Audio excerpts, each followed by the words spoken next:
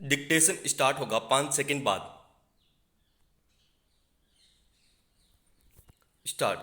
2 दशक पहले अफगानिस्तान को तालिबान से मुक्त कराने आया अमेरिका आखिरकार इस मुल्क को तालिबान के ही हवाले करके लौट गया। इससे ज़्यादा अफगानिस्तान की बदकिस्मती और क्या होगी। सोमवार देर रात अमेरिकी सैनिकों को लेकर काबुल हवाई अड्डे से आखिरी अमेरिकी विमान भी उड़ गया। इसके फौरन बाद तालिबान नेताओं ने अफगानिस्तान को आज़ाद घोषित कर दिया।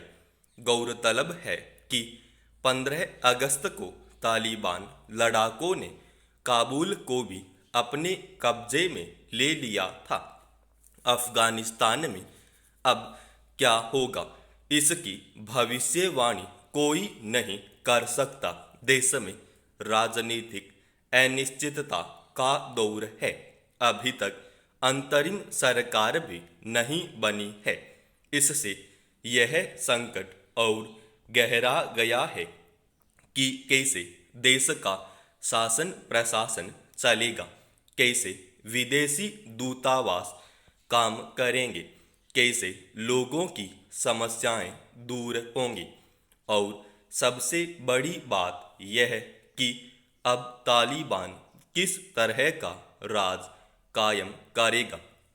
क्या वह अपने धार्मिक कानूनों को ही लोगों पर थोपेगा या फिर जमाने के हिसाब से बड़ा संकट यह है कि तालिबान को अफगानिस्तान में मौजूद दूसरे जातीय और कबायली गुटों का भी प्रतिरोध झेलना पड़ रहा है। तालिबान विरोधी विदेशी ताकतें इन समूहों के साथ हैं। ऐसे में यह देश गृह युद्ध की आग में भी झुलस सकता है। आने वाले वक्त का अफगानिस्तान कैसा होगा, यह अब काफ़ी कुछ तालिबान की रीति नीतियों पर निर्भर करेगा। पिछले एक पखवाड़े में तालिबान ने वादे तो बड़े बड़े किए हैं। शुरुआती बयानों में तालिबान ने महिलाओं के प्रति बदले रुख का इजहार किया, महिलाओं से सत्ता और प्रशासन में शामिल होने की अपील भी की। विरोधियों और अमेरिका के लिए काम करने वालों को आम माफी की बात कह दी। इससे लगा कि सत्ता हासिल करने के बाद तालिबान अब दुनिया के साथ कदम मिलाकर चलना चाहता है। हालांकि ऐसी खबरें भी आ रही हैं कि कई जगहों पर तालिबान लड़ाकों ने 2 दशक पहले वाला ही रवैया दिखाया। तब यह आशंका मजबूत होती दिखी कि तालिबान का वास्तविक रूप नहीं बदल सकता है। इसलिए तालिबान सरकार को घरेलू और विदेशी दोनों ही मोर्चों पर अपने को खरा साबित करना होगा। इस वक्त अफगानिस्तान में शासन व्यवस्था ठप है। मुल्क कंगाली की कगार पर है। लोगों के पास पैसे नहीं है, खाने के लाले पड़ रहे हैं। जाहिर है अफगानिस्तान के सामने चुनौतियां कम गंभीर नहीं है। जहां तक बात है अंतर्राष्ट्रीय बिरादरी से तालमेल की, तो तालिबान शासकों के समक्ष बड़ी चुनौती अपने पक्ष में वैश्विक समर्थन जुटाने की है।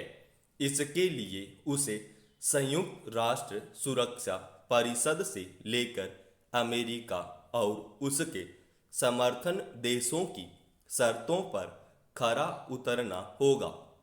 पहली शर्त तो यही कि अफगानिस्तान की जमीन को किसी भी तरह की आतंकी कार्रवाई या दूसरे देश पर हमला करने, आतंकियों को प्रशिक्षण देने जैसे काम के लिए इस्तेमाल न होने दिया जाए। अब यह देखने की बात है कि तालिबान के लिए ऐसा कर पाना कहाँ तक संभव होगा। अमेरिका सहित सारे देश भी हकीकत से अनजान नहीं है। जो संगठन बना ही धर्म युद्ध की बुनियाद पर है और जिसके पीछे पाकिस्तान जैसा देश मजबूती के साथ खड़ा हो, वह चरमपंथ छोड़ दे, यह कैसे संभव है। तालिबान की ताकत ही अलकायदा जैसे संगठन रहे हैं, जिन्हें कभी अमेरिका सहित दूसरे देशों ने अपने हितों के लिए खड़ा किया था। तालिबान की पीठ पर अब पाकिस्तान, चीन और रूस जैसे देशों का हाथ है। इसलिए अफगानिस्तान नए संघर्ष का अखाड़ा बन जाए तो हैरानी नहीं होनी चाहिए। समाप्त।